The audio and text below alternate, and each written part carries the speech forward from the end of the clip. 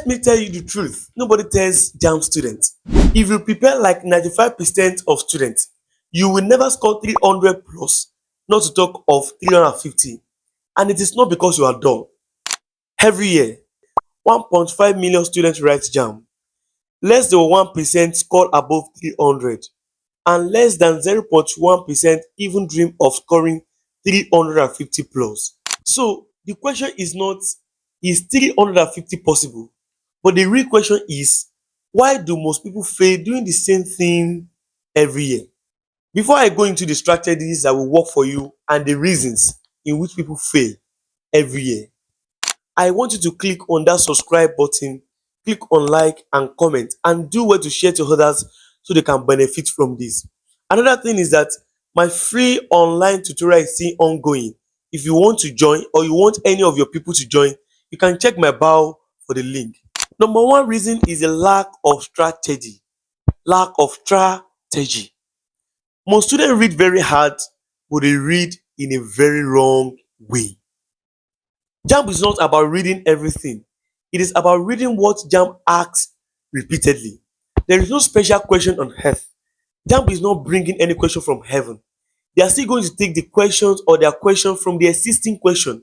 You have to learn on how to leverage on the question that have been asked repeatedly, but read it in a way that whenever they ask you, you should be able to answer, because it may be asked in a very reconstructed way. But there is no special question. Number two reason is the late seriousness. Late seriousness. If you prepare just a month to your Jamb, just forget about anything 300 plus, because Jamb punishes late starters. So it is very, very important and imperative that you start very early and do the needful. Another thing is that English kills scores. Many students fail not because of biology, chemistry, government, or literature, but because of English language or use of English.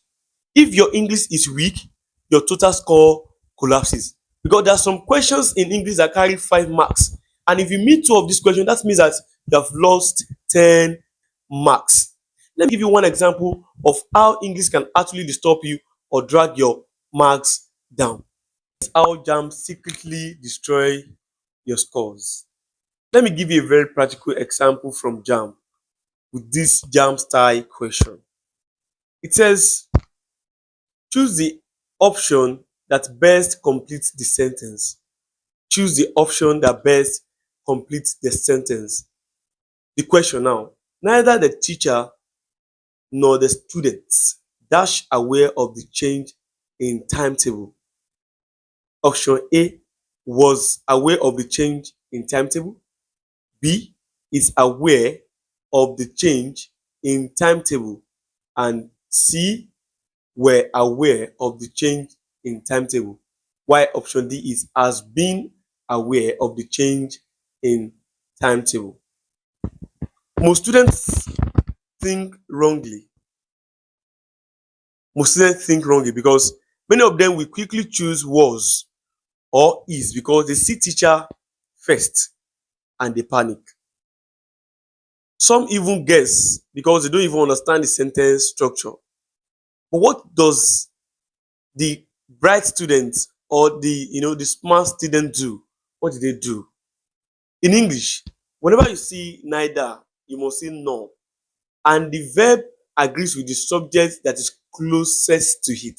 I mean, that is closer to neither nor, or let me say no, basically, that comes after no. If it is singular that comes after no, basically your verb is going to be singular. If it's a plural, your verb is going to be plural. So the closest subject here is students. So he said, the question says, sorry, neither the teacher nor the students.